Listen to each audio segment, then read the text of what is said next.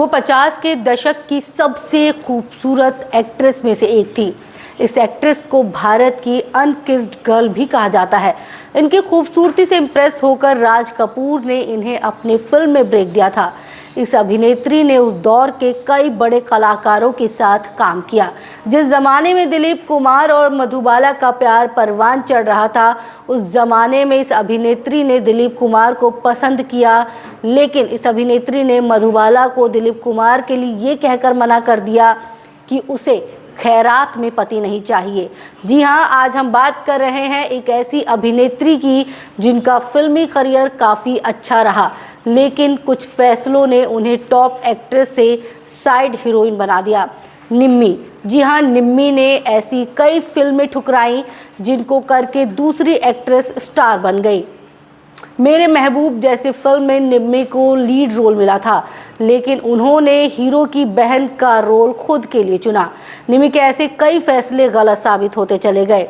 एक सुपर सितारा हैसियत और पोटेंशियल वाली एक्ट्रेस धीरे धीरे गुम हो गई। नवाब खानदान में हुआ था जन्म, 10 साल में उठ गया माँ का साया। निम्मी का असली नाम नवाब बानो था। 18 फरवरी 1933 को इनका आगरा की मुस्लिम फैमिली में जन्म हुआ। निम्मी के दादाजी रईस मिलिट्री कॉन्ट्रैक्टर थे, लेकिन उनकी मौत के बाद पिता अब्दुल हकीम वो बिजनेस संभाल नहीं सके और बिजनेस डूब गया। पिता पूरे परिवार के साथ कोलकाता चले गए। यहाँ फिल्म मेकर AR केदार उनके पड़ोसी थे। हालात पर तरस खाकर AR केदार ने निम्मी के पिता को अपनी फिल्म में साइन किया, लेकिन जैसे ही लाइट्स और कैमरा शुरू हुआ तो वो डर के भाग आए।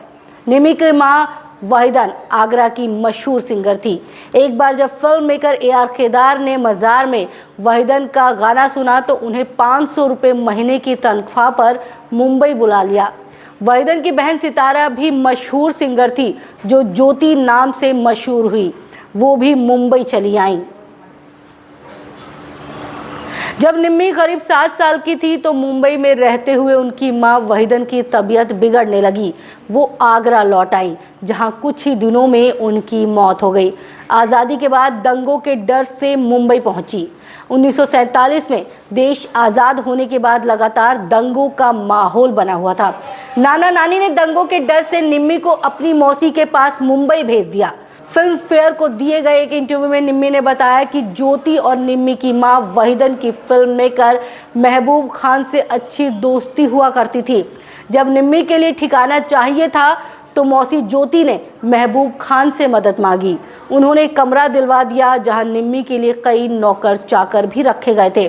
बाथरूम कमरे से दूर था, लोग वहां लाइन लगाकर खड़े होते थे। निम्मी के लिए उनके नौकर लाइन में लगते थे और उनकी बारी आने पर उन्हें बुलाया जाता था। फिल्म के सेट पर पहुंची तो राज कपूर हो गए खूबसूरती से इम्प्रेस। कुछ समय बाद 1948 में निम्मी शूटिंग के लिए महबूब खान के फिल्म अंदाज के सेट पर पहुंची थी। निम्मी की उम्र उस समय महज 14 साल थी। सेट पर अंदाज फिल्म के हीरो राज कपूर की नज़र निम्मी पर पड़ी, जो बेहद खूबसूरत हुआ करती थी। राज अनजान चेहरा देखकर पूछ पड़े, ए लड़की, नाम क्या है तुम्हारा? घबराई निम्मी को अपना नाम बताने में 5 मिनट लग गए। कुछ दिन बीते तो देखा घर के बाहर एक चमचमाती गाड़ी खड़ी है। दरअसल वो कार राज कपूर ने निम्मी को लेने के लिए भेजी थी। स्टूडियो में राज कपूर ने निम्मी को स्क्रीन टेस्ट लिया तो वो घबरा कर रोने लगी, लेकिन तब तक राज उन्हें अपनी हीरोइन बनाने का मन बना चुके थे। सेट पर डरती थी तो राज कपूर ने बंधवा ली राखी। राज कपूर उस समय बरसात फिल्म बनाने वाले थे। फिल्म की हीरोइन नरगिस थी, लेकिन राज कपूर को सेकंड लीड के लिए एक फ्रेश चेहरे की तलाश थी। निम्मी की खूबसूरती से इम्प्रेस होकर राज कपूर ने उन्हें वो रोल दे दिया। राज कपूर ने ही इस फिल्म में नवाब बानो का नाम बदलकर उन्हें स्क्रीन नेम निम्मी दिया था। पहली ही फिल्म से निम्मी को पॉपुलैरिटी मिल गई और हर फिल्म मेकर उन्हें बड़ी फिल्मों के ऑफर देने लगे। निम्मी ने दिलीप कुमार के साथ कुल 5 फिल्मों में काम किया था। फिल्म अमर में निम्मी और मधुबाला को साथ कास्ट किया गया था, जबकि हीरो दिलीप कुमार थे।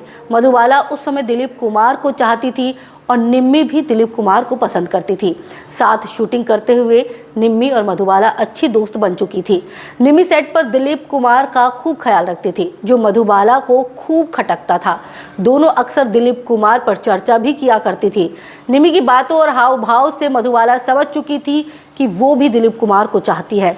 एक दिन मधुबाला ने निम्मी से कहा, क्या मैं तुमसे कुछ पूछ सकती हूँ? आशा करती हूँ कि तुम मुझसे झूठ नहीं कहोगी। जब निम्मी ने हामी भरी तो मधुबाला ने पूछा, क्या तुम भी दिलीप साहब के लिए वही महसूस करती हो जो मैं करती हूँ? अगर हाँ तो तुम्हारी खातिर मैं उनकी ज़िंदगी से चली जाऊंगी। ये सुनकर निम्मी भड़क गई और जवाब दिया, मुझे खैरात में पति नहीं चाहिए। लंदन में हॉलीवुड एक्टर की बेइज्जती कर हेडलाइन में आई थी। 1952 के फिल्म ऑन में निम्मी दिलीप कुमार और प्रेमनाथ के साथ नजर आई थी। इस फिल्म में निम्मी के कैरेक्टर को मार दिया गया था, लेकिन डिस्ट्रीब्यूटर की डिमांड पर एक ड्रीम सीक्वेंस तैयार किया गया जिससे निम्मी का कैरेक्टर फिल्म में दिखता रहे। इस फिल्म का प्रीमियर लंदन में हुआ। जैसे ही टीम लंदन पहुंची तो हॉलीवुड एक्टर एरोल प्लायन भी उनका स्वागत करने के लिए खड़े थे। जैसे ही वो निम्मी से मिले तो झुककर उनका हाथ चूमने लगे। निम्मी ने झट से अपना हाथ खींच लिया और गुस्से में कहा, क्या आपको पता नहीं कि मैं एक भारतीय हूँ? अगले दिन लंदन के न्यूज़पेपर में इस वाक्य को छापा गया, जिसकी हेडलाइन थी the unkissed girl of India. The unkissed girl of India नाम से मशहूर होने के बाद निम्मी को कई हॉलीवुड फिल्मों के ऑफर मिले, लेकिन उन्होंने सारे ऑफर ठुकरा दिए। निम्मी ने अपने पति अली राजा को एक तस्वीर में देखकर पसंद किया था, जो महबूब स्टूडियो के स्क्रिप्ट राइटर थे। फेमस स्टूडियो में शूटिंग के दौरान निम्मी के हेयर ड्रेसर ने उन्हें फिल्म इंडिया मैगजीन में छपी अली रजा की तस्वीर दिखाई और कहा, आप इनसे शादी क्यों नहीं कर लेती? निम्मी को बात पसंद आई और ये उनके जहन में घर कर गई। कुछ समय बाद उनके को स्टार मुकरी ने भी उन्हें यही सुझाव दिया। दोनों ने बातचीत की और अपने परिवार वालों को मिलवा दिया। दोनों ने 1965 में शादी कर ली। शादी के लिए कई गलत फैसले लिए, जिससे कि उनका करियर बर्बाद हो गया। 50 के दशक में निम्मी सबसे कामयाब एक्ट्रेस में से गिनी जाती थी, लेकिन शादी के लिए उन्होंने कई बड़ी फिल्में ठुकरा दी। ये लापरवाही उनके करियर की सबसे बड़ी गलती साबित हुई। निम्मी ने साधना वो कौन थी जैसी फिल्मों में काम करने से मना कर दिया, जिनसे वैजंती माला और साधना स्टार बनी थी। इन्होंने कॉस्ट्यूम तैयार होने के बाद सरस्वती चंद्र ठुकराई थी, जो बड़ी हिट थी। मेरे महबूब फिल्म में निम्मी को लीड रोल मिला, लेकिन इन्होंने लीड रोल छोड़कर हीरो की बहन का साइड रोल पसंद किया। हालांकि बाद में उन्हें इसका मलाल भी खूब हुआ। 25 मार्च 2020 को निम्मी का निधन हो गया। उनकी मौत का कारण कोरोना था। सांस लेने में तकलीफ की शिकायत पर उन्हें जुहू के अस्पताल ले जाया गया, जहां उन्हें मृत घोषित कर दिया गया।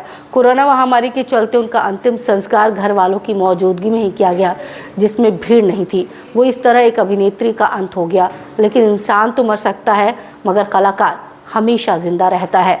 कैसी लगी आपको हमारी ये पेशकश? कमेंट करके ज़रूर बताइएगा।